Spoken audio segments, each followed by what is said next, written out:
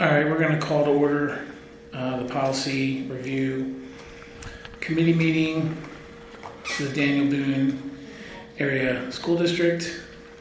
This is Monday, January 22nd at 6 p.m. In attendance is myself, Jeff Scott, Beverly Albright,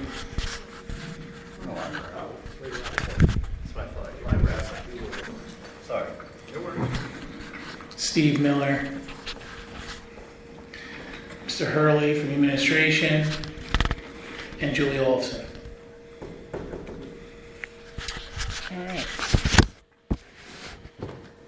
I'm going to block this thing so I don't have to deal with this. Is that on? Is it on? Hello?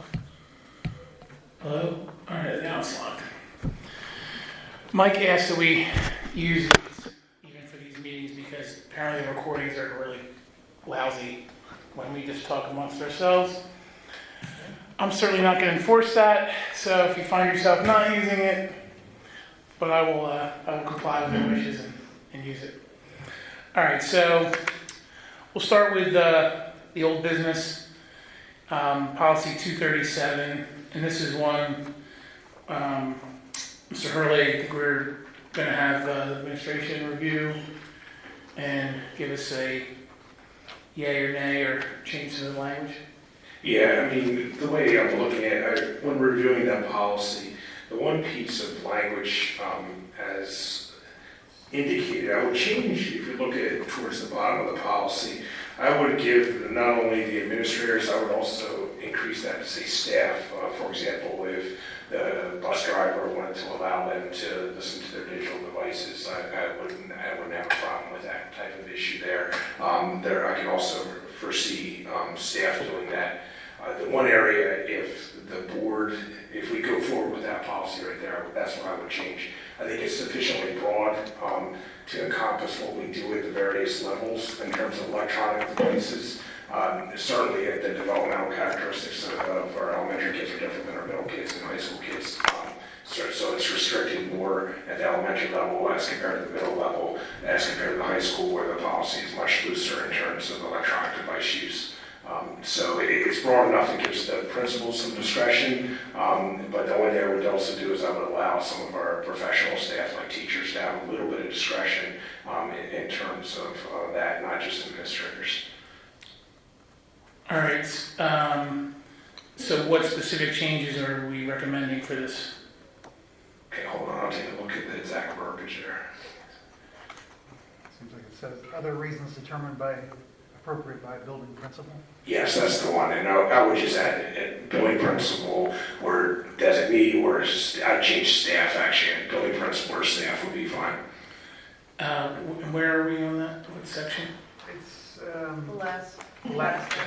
Last page, last yeah. item. It's like the last. Delegation of responsibilities? Yeah. Under exceptions, am I not reading that right? Yeah. Yes. Okay. I wasn't using the microphone. So the only thing we're changing in this entire document is the building administrator and or Staff.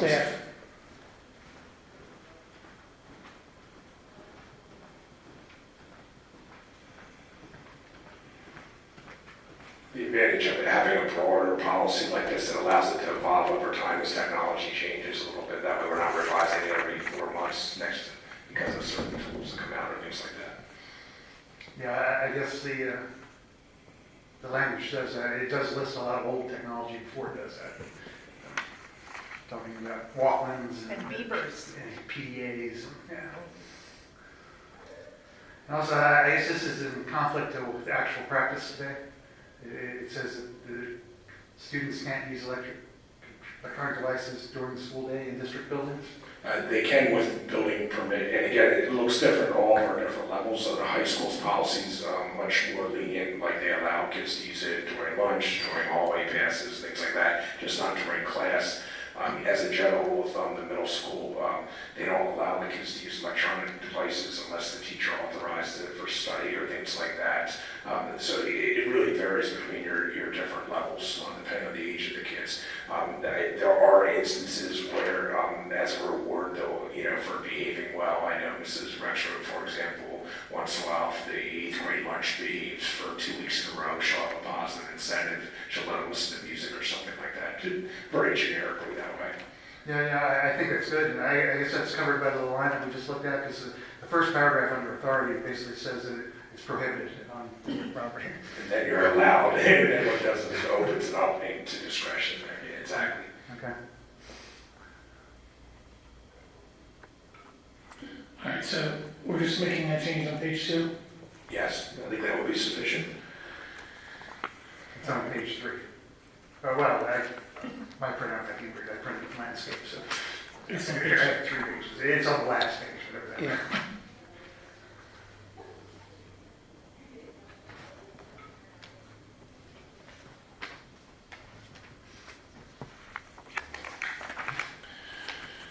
All right, and policy 915.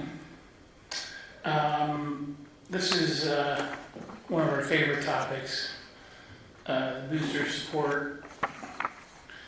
I don't remember,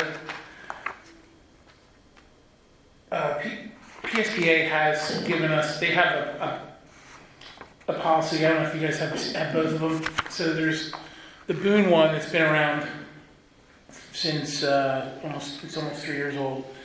And then PSBA puts one out, but theirs is much more generic. So the question becomes, do we want to adopt one over the other? And then if we decide to go with our own policy, then are we comfortable with it as written?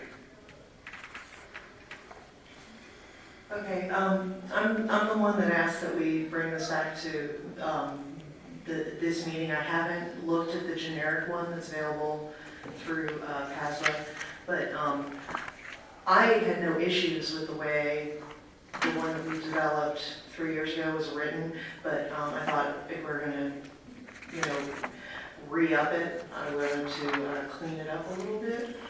There were some things that just were a little, that I thought could be fixed this time around. So the PSBA version is on the Google. It's on the Google Drive. If you're able to access them. The one I'm looking at that says it's from PASBA is just exactly the same thing that we enacted, except it's just it's cleaned up a little bit and it has one correction. And so I'm looking at the one that is in our policies online, and the one that says PASBA version, Booster Support Organization PDF, and they're almost identical. Yep. Yeah, is that in the So folder? is there something specific that you wanted to address? Yeah, so in ours, Which one is ours? Ours is in this old format, like the old And box. this is the new one, okay. And the new one is that it's generally formatted the same, where they have, the definitions, guidelines, they lay it out a certain way. Yeah, I look at it completely, so it looks to be the same. so in ours, the under definitions, internal audit is listed, but there is no definition. In the PASBA version, they just took that off. It's just gone. And we do require booster organizations to do an annual internal audit that's listed later as a requirement, under requirements number 1. So I do think that it makes sense to have a definition for what an audit is, an internal audit. We can just use the definition under reporting on on the last page of our version. There's a little cheat sheet for things that we require of the different organizations. And under reporting, it says an annual audit for the organization conducted by an independent auditor, auditing firm, or an audit committee over the organization. I think that's fine for how to define what an internal audit is, but it should be in the policy because the policy is separate from the document that's kept on file. So I thought that it would be fine to do it that way. You just have to include it in the document itself. And then the only other thing that I saw was under the responsibilities of the district, which is like halfway through guidelines number 4.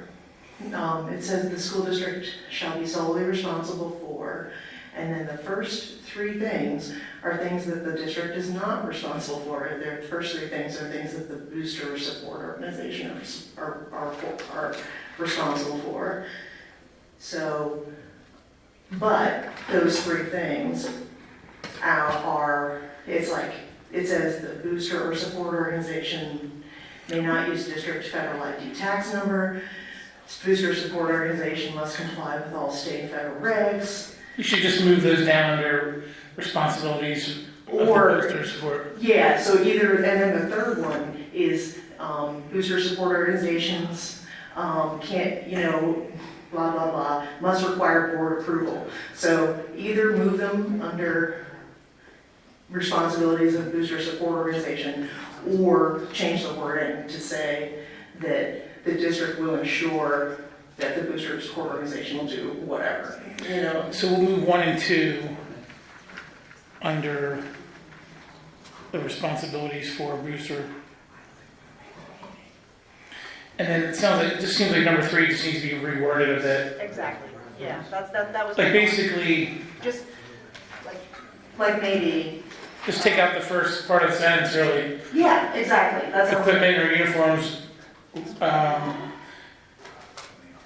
could just put insert after maintenance provided by a booster or support organization, comma, shall require board approval and such equipment, right? so So then just move 1 and 2 under responsibilities of the booster support organization, and then 3 reworded exactly like you said. I think that makes sense. Do you see any issue with creating some is there a reason why internal audit wasn't defined? Was it that we were trying to leave it loose so that we could? Well, the business office basically gets today, that was in the earlier policy, we made a change on the date that they're required to give us all of their financial statements. okay, So I don't even know that we need to define it because it's handed over to the business office before a budget. I think it was in August, and then they moved it to July so that they would have time to review it. and if The one that I looked at before had, like, under definitions, it had a thing that was blank. So I thought, if you're gonna have it there, you should have a definition. But the one that we got from PASPA just doesn't have it at all. And if no one's ever had a problem with getting that, getting internal audits that pass muster by the business office, and we've never had a problem with that, then just leave it off. The only issue they've had was the dates, and they fixed that. But apparently they were getting them a month late, but that was the month that we had told them that they had to provide them. So, and it's changing to and it's been changed Yeah. already, yeah. So those were the only things that I read that I. All right, so we're gonna move 1 and 2 under responsibilities, and then 3 will be reworded to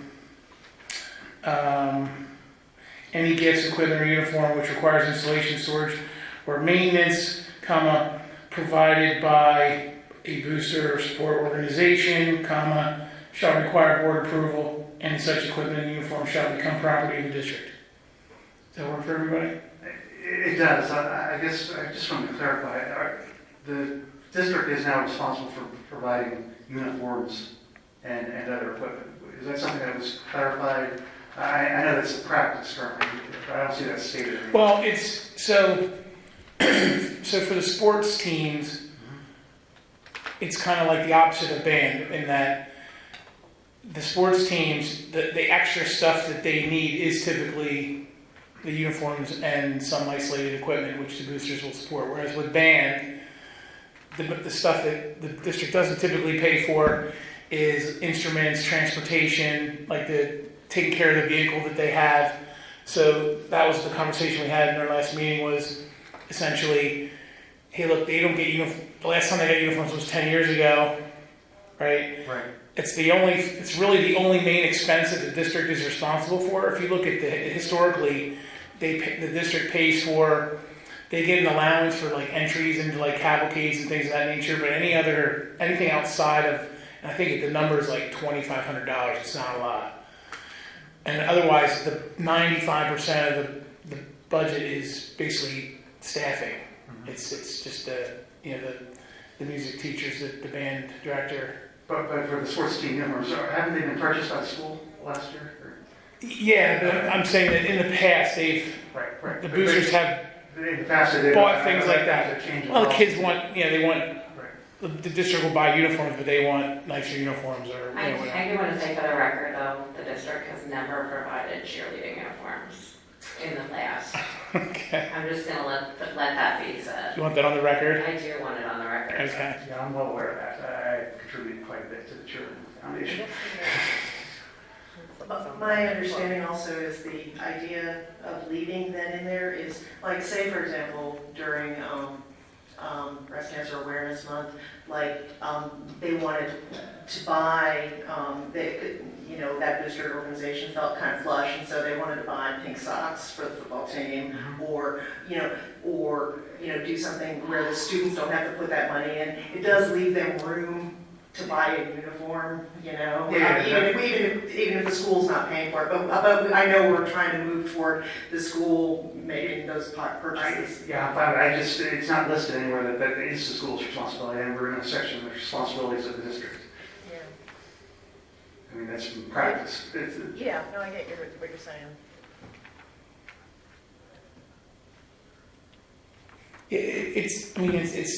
It's not saying that either organization, either the district or the boosters are responsible. This is a boosting policy too, so. It is. Yeah. Any other concerns on this one? Are we comfortable moving it to first reading? Yes. All right.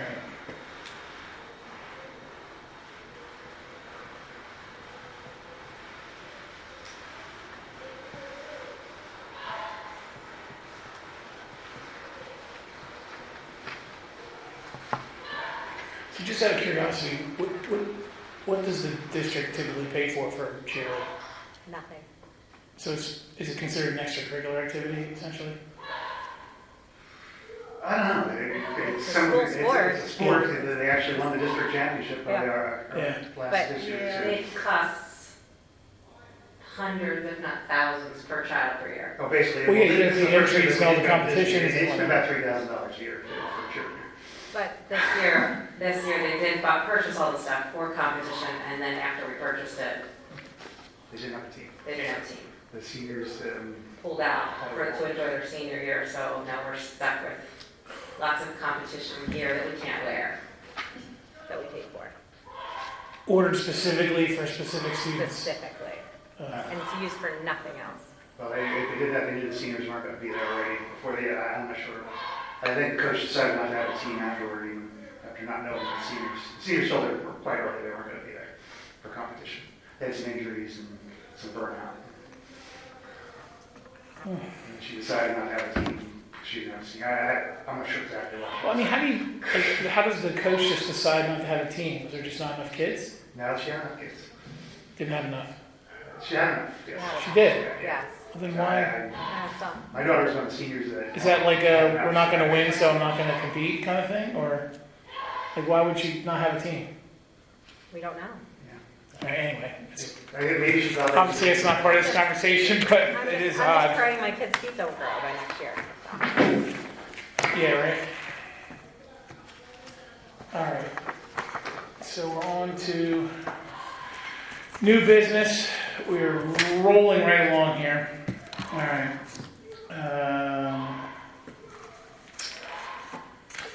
Okay. Actually, I'm going to skip down to items in legal review. Just to So the first one, I don't know if anyone had a chance to look at this. 248 is currently being rewritten by Mr. Subers. So there's no update on that. There's no change that we have to do. We're just waiting.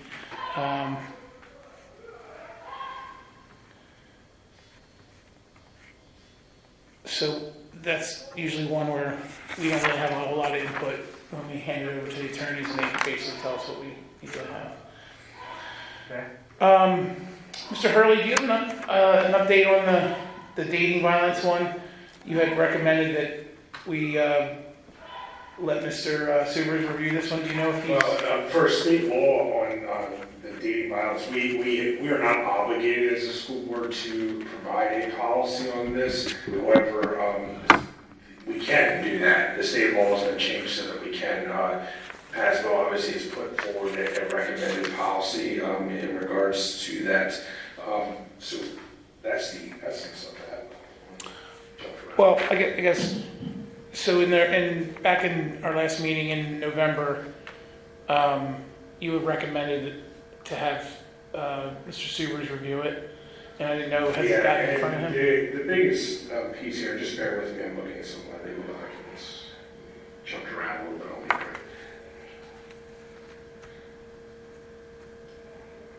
Yeah, what we would want, if we choose to adopt such a policy, we want to define adding district school in the policy itself. So under where the change we would want to make would be under the definition of dating violence, and next to that it should say, shall mean behavior that occurs at a district school where one person uses the threat of or actually uses physical, sexual, verbal, or emotional abuse to control the person's dating partner. The big piece there is at a district school needs to be included from a legal standpoint. So is that the only thing that we have to add? Yes, that's the only thing we have to add to that.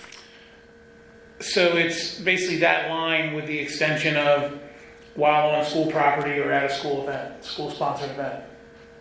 Yeah, where the definition is at, and I'm looking at mine, so that sounds a little bit different than yours is, but where the definitions of that. That's Yeah, I'm under definitions, but I'm saying it's the second line, that dating violence shall yes. mean behavior where one person uses threat, actual, physical, sexual, verbal, or emotional abuse to control the person's dating partner while on school property or... It's just defining where it occurs, and so it's defining the school's but it's jurisdiction.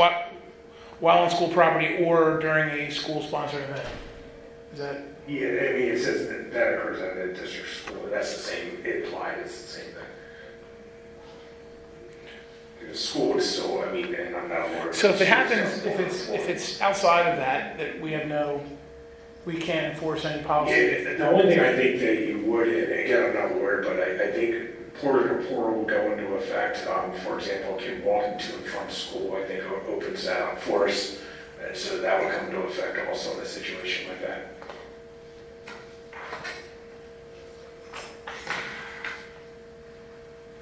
But I think that's implied, just in case law and things of that nature.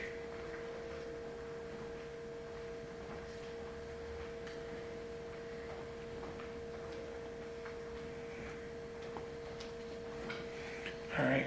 Any other questions from the committee?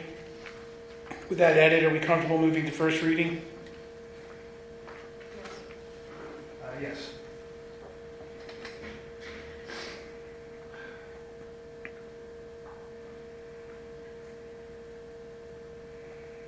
All right.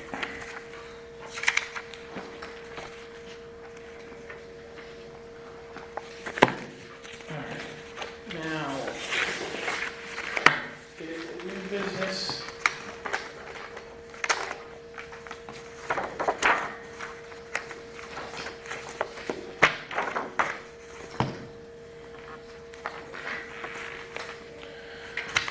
Okay, so, and just so you guys know, just to orient you to the agenda, Kathy sets it up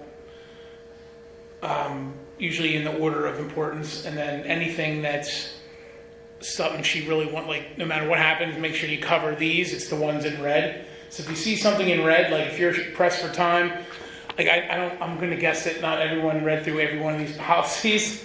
But I would say if you have time and you see the red ones, I would check those out just because those are the ones we definitely want to cover. And those are typically ones where PASBA has said, hey, these are like hot off the presses, or these are pressing, or these are, sensitive. Make sure you review these thoroughly. So just so you know. And then she'll typically provide statuses. So if you'll notice as the agenda goes on, we really don't go anywhere past after legal review. We're kind of done. The rest is just for us to tell us where everything is in flight.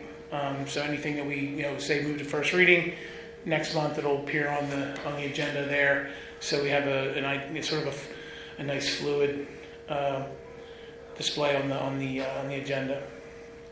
So policy 103. I feel like we've reviewed like 3 versions of this, Mr. Hurley. Is it me or? The recommendation I would have with policy 103, if you go down. Didn't we go through all these once before? It's all blurred to me. Remember we had like 103.1, 2, 3, and we spent, I swear we finished them, and now it's back. And anyway. If you scroll down, mine's formatted a little bit differently than yours is, but if you scroll down to where it says obtain consent from parents and guardians to initiate an investigation where the complaint of alleged victim is under the age of 18, that needs to be struck. If there's an allegation, it does need to be investigated by the school, so that particular line would need to be struck from that. And what section are you under? Couldn't tell you that, I can figure that out. I just checked, we see these policies were just enacted in 2016. That's probably why you remember them. They're 2 years old. It's under building principal or designee, and it's number 3. Under delegation of responsibilities? Yeah, under delegation of responsibilities, if you keep going down. Oh, there it is. Okay. So you're saying that the School first has an line. obligation to investigate. Yeah, the first line needs to be struck. To obtain consent from parents or guardian to initiate. So we don't need to. What about the remaining phrasing in there? Is that good? That's good. The remaining phrase of So that. just strike this. Basically, if we know what's going on, we will be investigating. The other piece where it says delegation of responsibility, actually it's going backwards a little bit there. You would, next to that, you would want to say super. We don't have a human resources director per se. They would say superintendent or designate, which usually ends up being me. I'm sorry, Mr. Hurley. Which number was that? Under delegation of responsibility. And then I believe it says human resources director and then other. Oh yeah, other. Yeah, this is all right.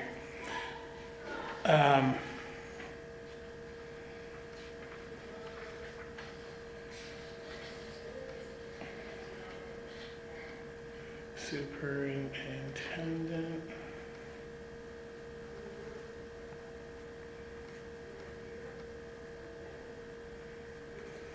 Okay.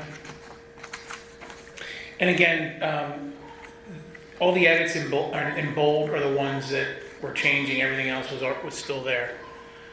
Any other questions or concerns on this one? I feel like we went through this and approved it, and it's like All right. Are we comfortable moving with those edits to first reading? Yes. Yes. Yes. Ms. Albright, Sure. you're good?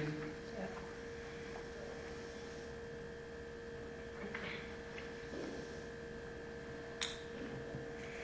All right.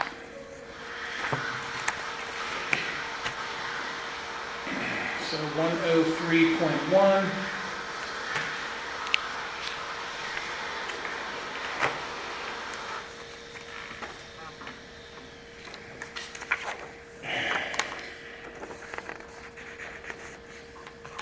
All right, so this one, we also need to identify delegation of responsibility, so am I doing the same? Yeah, same thing there.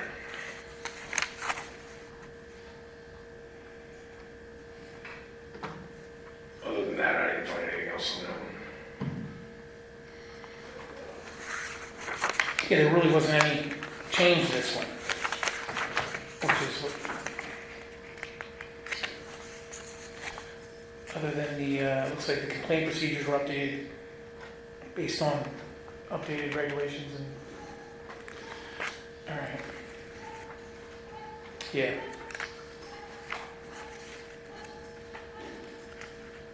All right, so it looks like pretty much the only, the updates were confined to legality and legal procedures, so is there Can I any? just ask one question? Under the investigative report, one of the things that was changed was the number of days, it's 20 days. Is that like a requirement of the state, or is that arbitrary?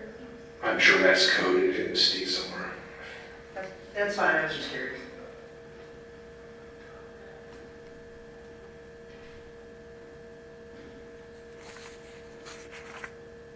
Who enforces this? I mean, it seems like it'd be self-governed, essentially. So basically, you do it, you follow it, because in the event that something goes awry, you end up in court, you still want to be out of It looks compliance. like the citations are a blend of federal and state.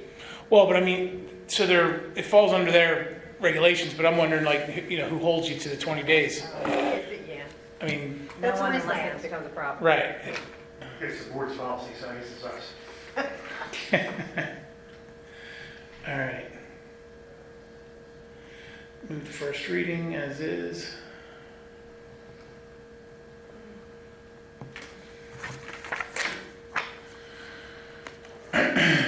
And 104.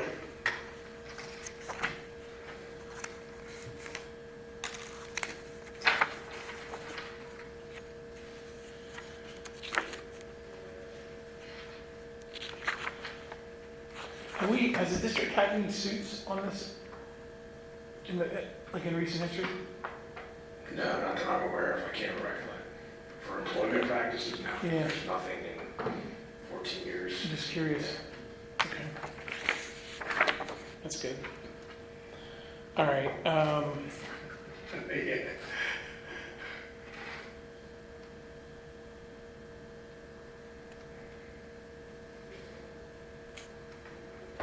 So did you guys see there was an attachment that came in an email from Kathy. Did you guys see that?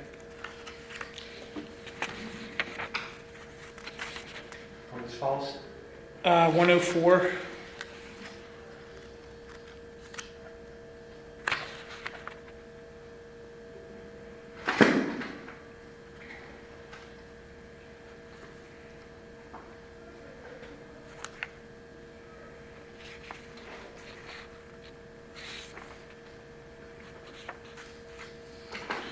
So we don't have, we need to update the delegate responsibilities. Am I sticking, Rob, to the Stick to that. Phrase out. superintendent or designee?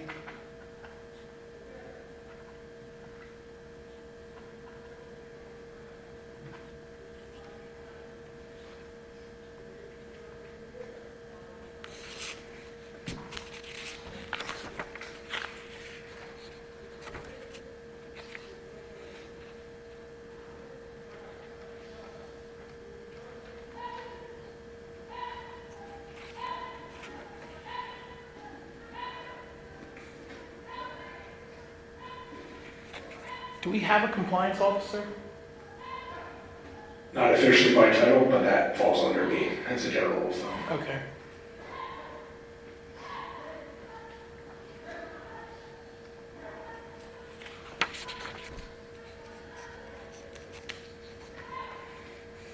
Any questions on this one? How do you publish, at least annually, the policy, the method to notify how to initiate complaints? Is that just on the website? Website, generally speaking, there's a couple bulletin boards, like in the custodial wing and things like that, that we put stuff up there too.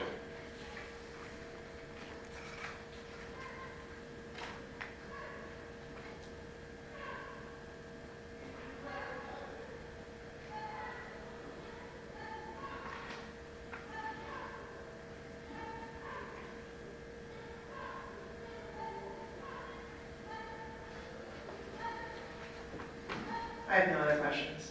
I think it's fine. Okay.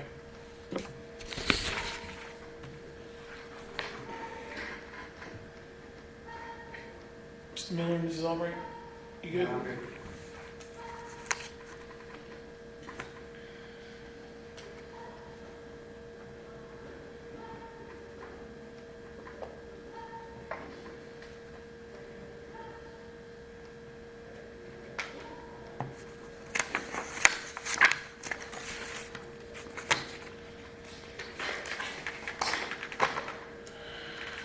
All right.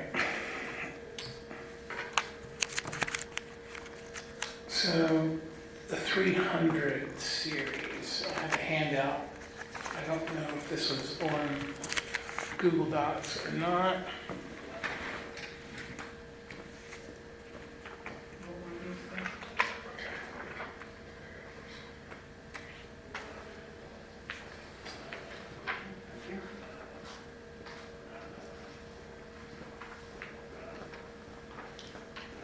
Sir?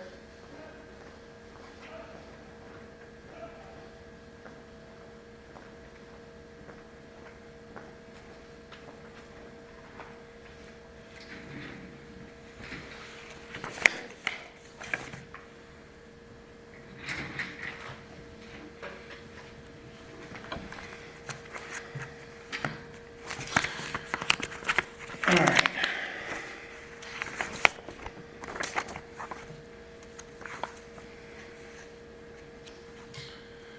So this is another group of policies that we made changes to not that long ago.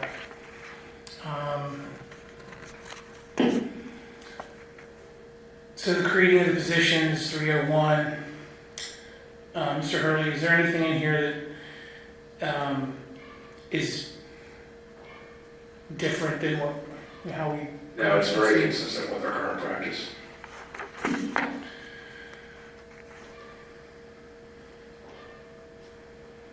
Here I ask whose responsibility it is to keep up-to-date job descriptions? Job descriptions, we're trying to get up to date. They are well behind. We are very understaffed as an administrative team in comparison to other places. So we're trying to get them up to date, but that's when you put them on a list, then they're not always the highest, unfortunately. Fair concern, though.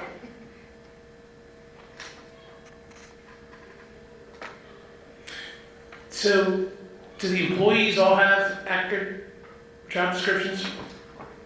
Some do, and some are older and outdated and need to be updated. That's just where we're at right now as a district. Okay. I don't Everyone has something, and it's just a matter of some need to be updated. That's where we're at right now. I guess the question is, are any of them being held to a different standard that's from what their job I think description? everyone's being expected to do more with less, but I think that's a general in industry and in education right now. Any concerns on 301? This one's pretty cut and dry. No, but I guess the practice that was just mentioned, I think that is something we should talk about in the future, about people doing things outside of their job description. Encouraged. I think I've heard of people doing things that are not necessarily part of their job. It's something we should look at as a board, but not part of this policy now. All right. Are you saying like that it can be a problem to try to evaluate whether or not someone's doing? Whether Their they're doing their job. job appropriately and whether we are staffed appropriately. Yeah, I agree. I just wanted to make sure I understood it. Yeah.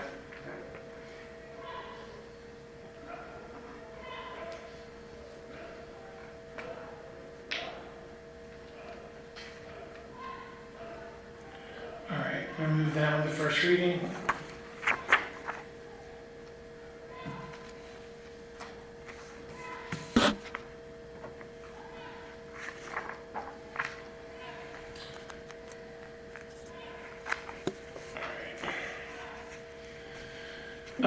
Employment of substitutes.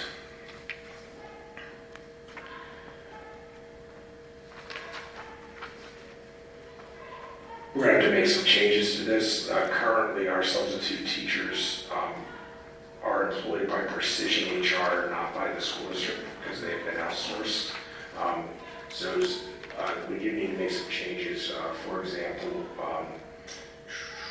the second line down under authority where it says the board shall approve annually the names of potential, you can say long-term substitute teachers would be accurate. We still do that. That still comes in front of you. By long-term, what we're generally talking about is a teacher's out for a prolonged absence and something where we take someone through an interview process. It's not our day-to-day substitutes. I would probably strike the line where it says additional names may be added to the list of substitutes by the board during the school year. Basically, this policy was written before we went, before anyone went out to Precision HR, so that would need to be struck because Precision HR chooses who works for them. Ultimately, we can reject them if we don't like them as an administrative team, but nonetheless, they are their employees and they can work in any school district they serve. Well, I guess that's to me, it's like, the policy is we can either outsource or we can have our own list. Yeah, and basically we've gone the direction as a district several years ago and they've been outsourced. So really the only thing we're controlling as a school board, even if we want to even put this in policy, is the long-term substitutes. And that would be the part that I would clarify and then get rid of that other line. And then we'd do it there if we want to put this in code, because we're not, again, I think the intent of this policy as it was originally written was for day-to-day substitutes primarily. And this is not related to the hiring of a substitute into a full-time position. No, it's not at all. This is just specifically to how we Yeah. retain or attain. The only part that I think is important to be codified, if you look, and I think it's on page 2, and I think it's numbered a little bit differently, like under compensation, this is standard language that's consistent with our previous policy in regards to, sometimes it's not determined, we don't know how long the teacher's going to be out for, they're out for a long-term situation, and that kind of defines it, that is the exact language that's been used before in the schools. In terms of someone translating to a long-term sub. So, just to go back to the authority section, so we don't need to strike additional names may be added because we still have the right to do it that way. I think we should because you guys are not approving, you don't approve the list of subs from Precision HR. Well, no, but we would approve the list of subs if we were keeping them, if we were hiring them, right? Like, in other words, currently we're using this outsourcing, but we could change from that.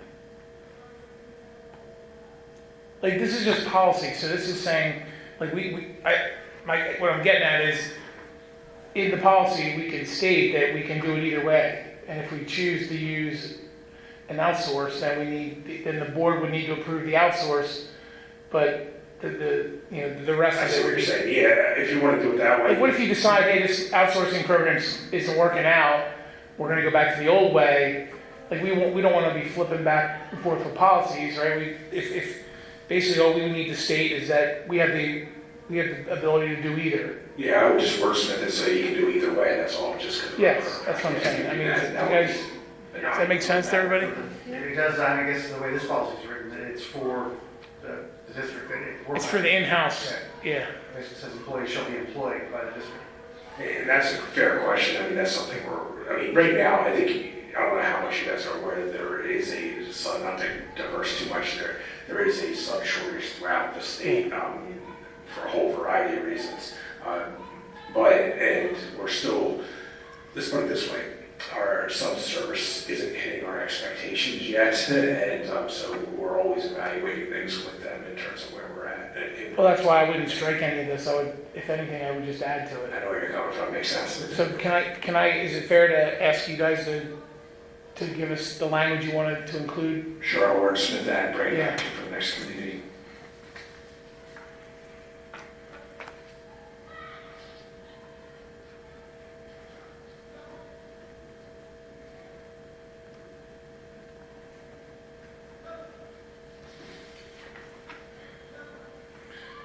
So just something, basically, you're gonna add language to include the ability to outsource and how that process will be managed. Yeah, I can figure out a way to word that, and then you guys can see that if I hit what you're looking for there.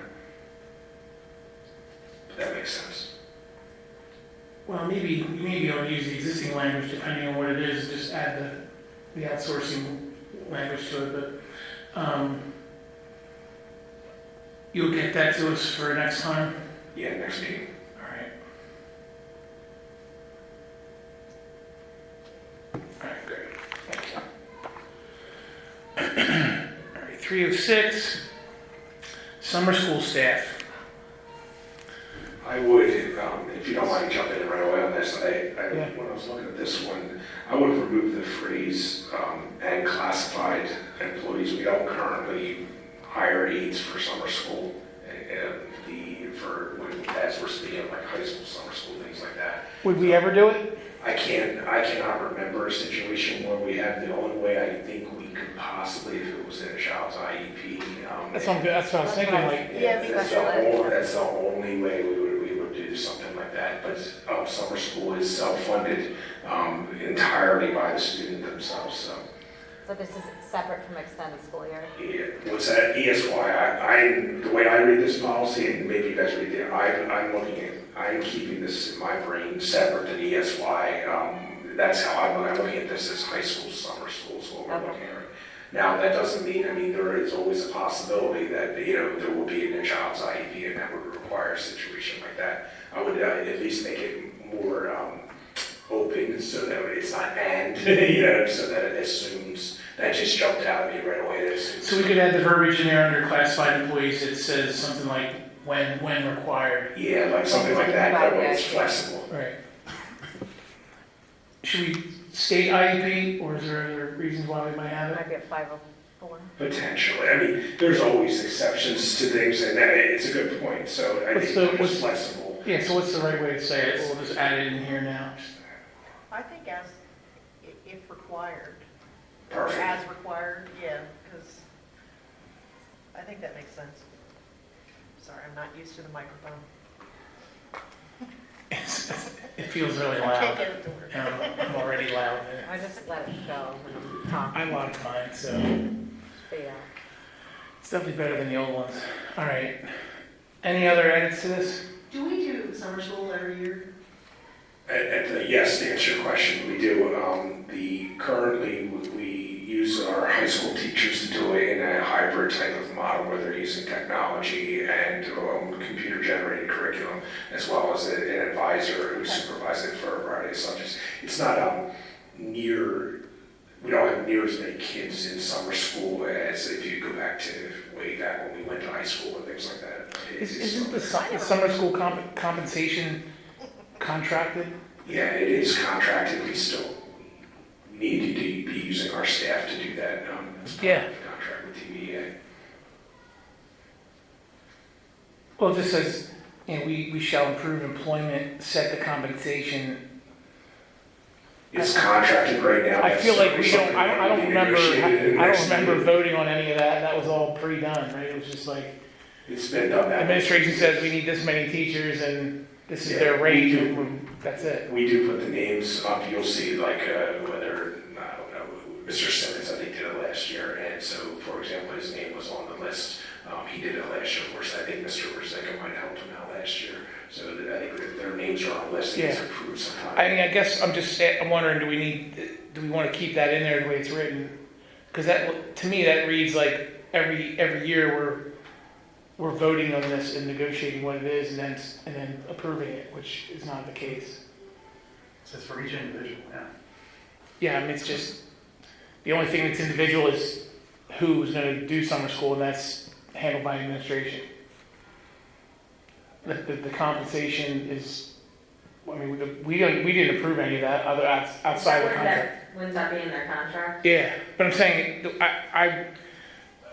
I guess I would want to state it in here that the policy is that per the contract, not, am I the only one that sees it this way? It feels like it reads like we have to vote and approve on all these factors every summer. So are you saying that, like, when we set up summer school, and we have a board meeting like in April or May, Yep. and we are voting on supplemental employment, it's not listed in that grouping? Now, We put the summer school teachers' names on it. We said that I guess in April, 7 to 8 now. It's just the name, it's just the who participates though. It's not, we're not determining out, we're not voting on hours and compensation. It's all Oh, so pre-done. it's not like the way It's all- that we vote for. It's all like, predetermined, like, Got it. you know, based on the contract. Okay. That's, I mean, I don't mean to belabor the point. I I just, wasn't here, so I didn't know Yeah. how it was done, so.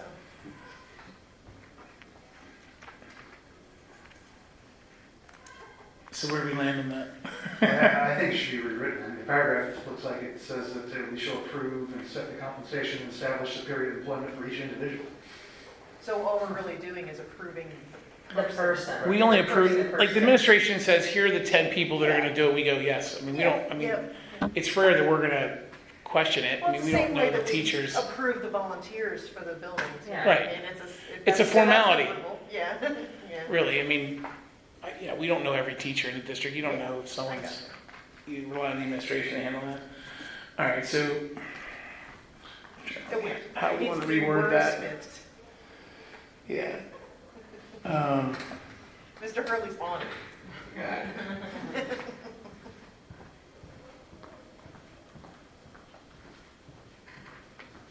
I just feel like that whole, I mean, there's all these, If then, whenever, however, it's a mess of a sentence.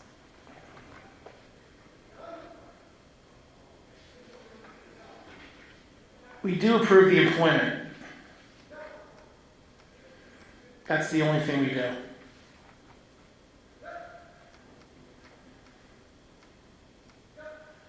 So maybe we end that sentence with a period after employment. And then we can state that everything else is per contract. Do we leave the option open that if no one's interested in doing summer school, can we hire from outside the school district staff of teachers? Is that where setting compensation comes in? That's a good question. Have we ever done that? They always have more than enough volunteers, don't they? They get paid well for that, so. Yeah. No, I understand So far, that. yeah. I'm wondering if that's where the Oh, I see. set compensation if needed. I didn't know if that was necessary. I don't know if other, I mean, you know, in Pennsylvania, maybe other districts, I know take we've it got that plenty, far. I know we've got plenty of people that'll be willing to do it, I Yeah. get that. I didn't know if that's how it kind of wormed its way in there.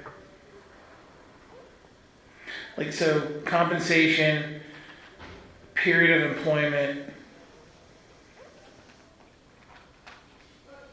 Well, the period the period of employment is also set by administration, right? You guys determine how long summer school is, or is that a, Yeah, we determine. it's, and that's really,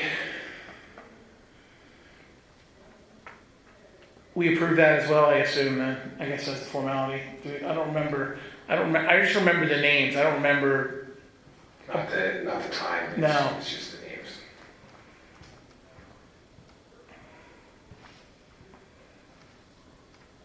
all right. So compensation is set.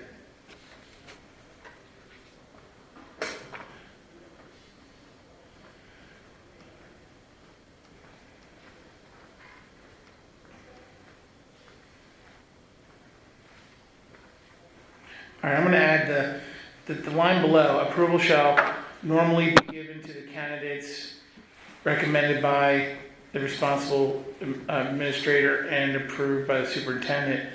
We can also say we can say the established the period of time.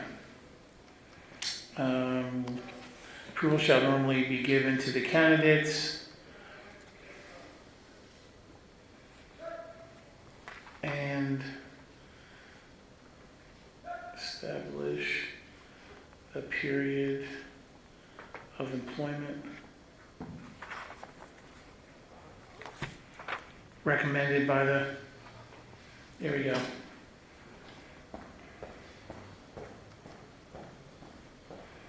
And then we can add a line that says compensation is determined, is established per contract.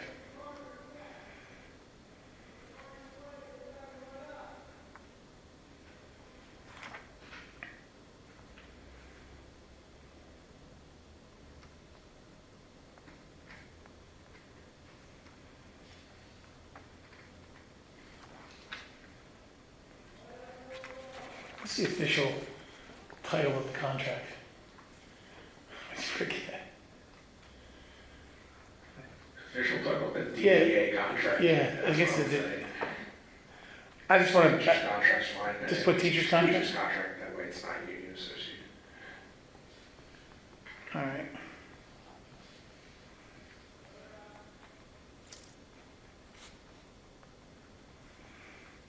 Okay. So we're going to say when a summer school program is authorized by the board by majority vote of all members shall approve the employment.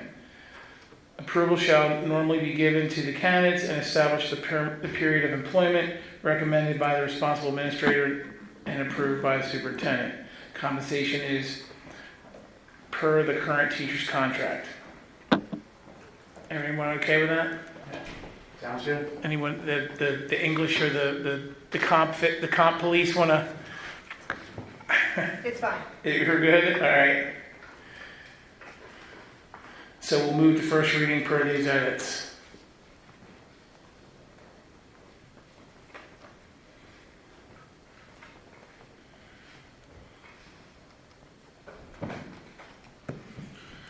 All right. 307, student teacher interns. So this is the colleges handing over teaching candidates to the district to... Yeah, generally speaking, their pre-service teachers have to do a certain number of hours in a classroom in order to Yeah. graduate with a teaching degree. They also have to do a student teaching experience. Usually it's at multiple levels, depending on what the certification is. We do cooperate, we have some agreements in place with local colleges like Albernia, Kutztown are probably the two biggest. We don't overdo it or don't underdo it. We try to help out our community and grow the profession, but we try to balance that with making sure a kid doesn't have 3 student teachers at one time also. It's pretty generic language we have there. Yeah, I mean, this looks pretty straightforward. Is this any of this different from what you guys currently Yeah, practice? it's just current practice. It's pretty benign. Any questions by the committee? No. Everybody good with it? Yes.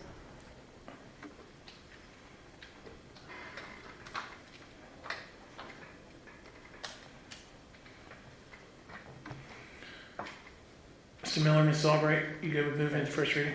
Good.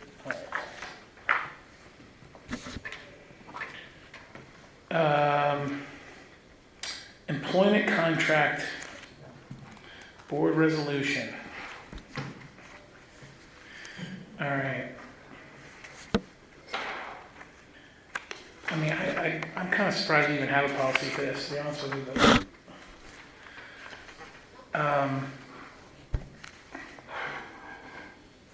this is basically,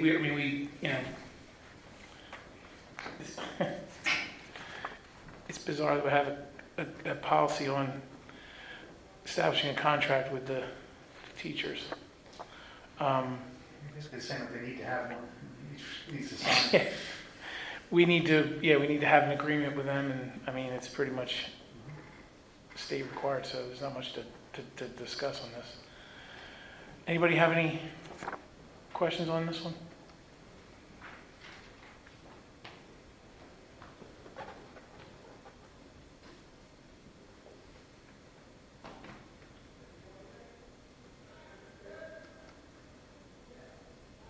No. How long do you teach, how long is tenure granted? They have to have satisfactory performance evaluations, and they need to achieve a certain number of credits as well, and then basically you can attain it in 3 years. I mean, is it pretty much automatic, or is there ever? No, it's not automatic. We don't have a lot of people with less than 3 years at the end of it, and it's not as germane to us, but it's easier to. Again, we try to work with employees that are still learning the profession, but it's also easier to remove pre-tenure than post-tenure. But it's challenging no matter what. Everyone comfortable with moving to first reading? Yes. Yes. Yeah, I just wanted the probationary period of 90 days, and it's not in the contract, that it's something that's in the policy.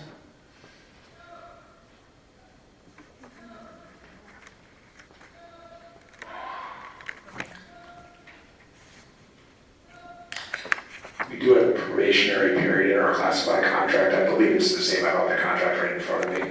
But I'll verify that for us. I can tell you with 99% certainty. I just don't have it in front of me right now. Okay. You just find out that it would be covered in the contract. So I assume that it is. Well, I'm assuming the policy is just to make sure that it's in the contract. Right. Yep. 308. I know we just did 308. 309. Assignments and transfer.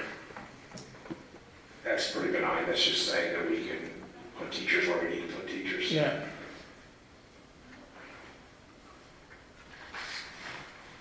Policy 311 is not to move on, is the big shocker for things that involves a change of state law.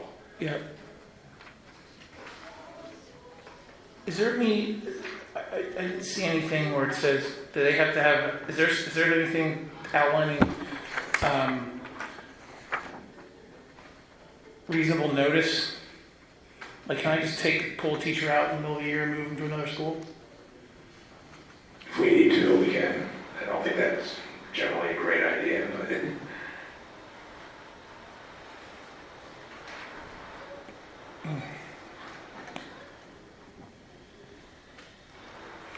Any questions or concerns on the committee?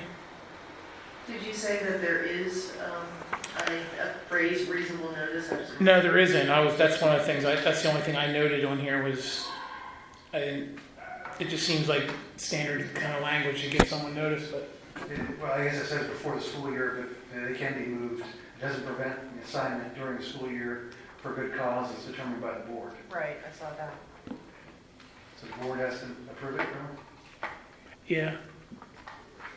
I mean, it's rare that we would get involved unless it was something really, we had the issue last year with the teacher being reinstated, no, yeah, that might have been an example. and we had to move a teacher and also determine where that person was going to be placed. I don't know if you guys all attend the meetings, and you may have remembered that one.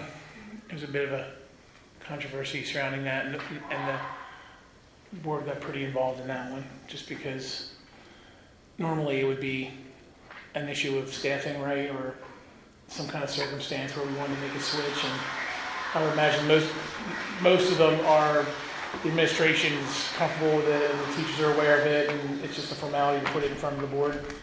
Every once in a while you get one of those where it's like I that. can tell you it's extraordinarily rare for us to have to move someone during the middle of the school year. Yeah.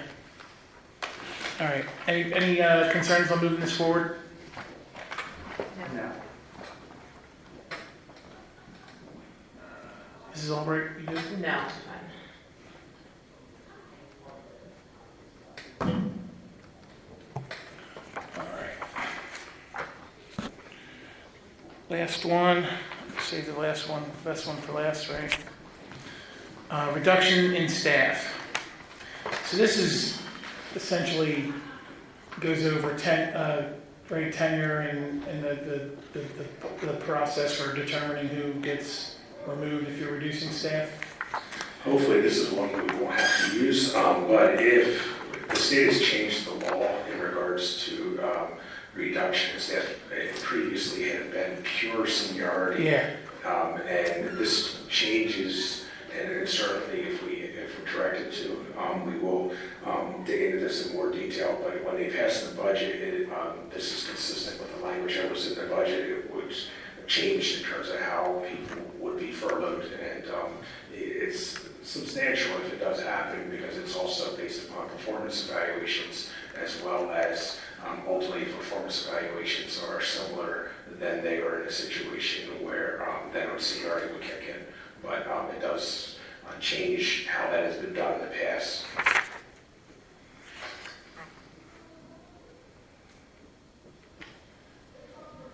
When these things are done, explicit because of the significance of those things also, to just be aware.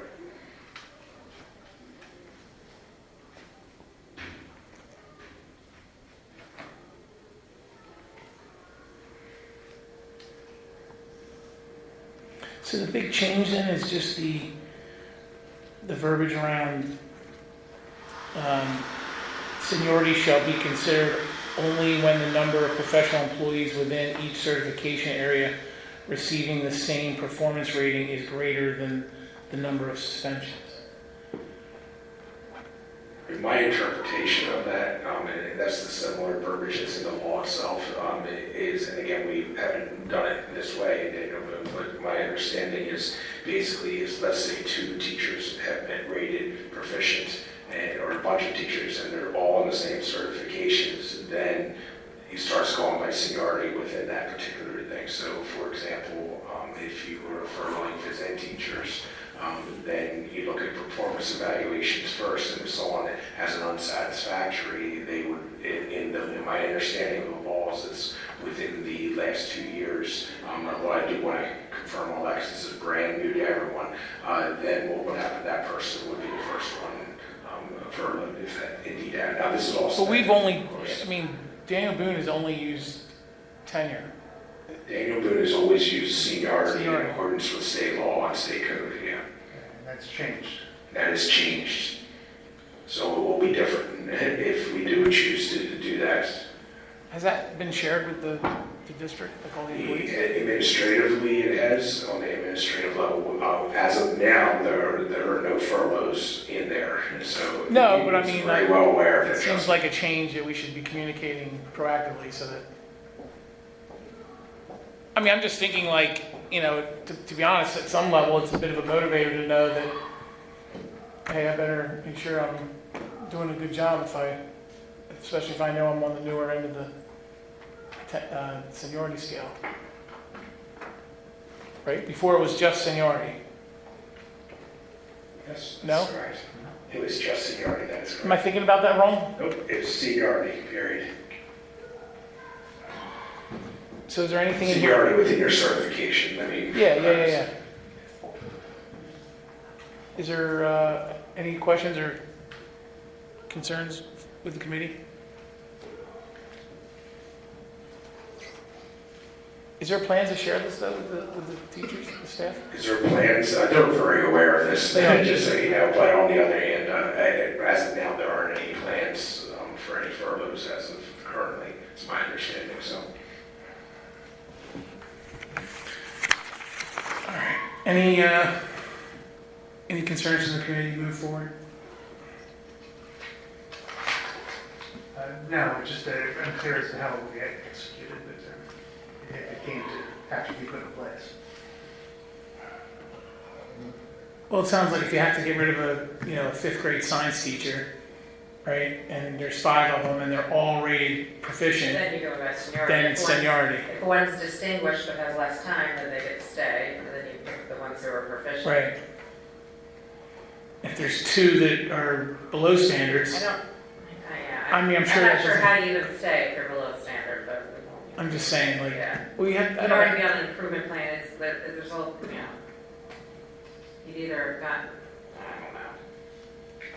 I mean, do we have, and outside of the policy, do we keep track of statistically of how many teachers are rated at each level? We keep track of all of our evaluations of all of our teachers, so yeah, we do. Okay. All right. We have officially covered our agenda for today. Congratulations.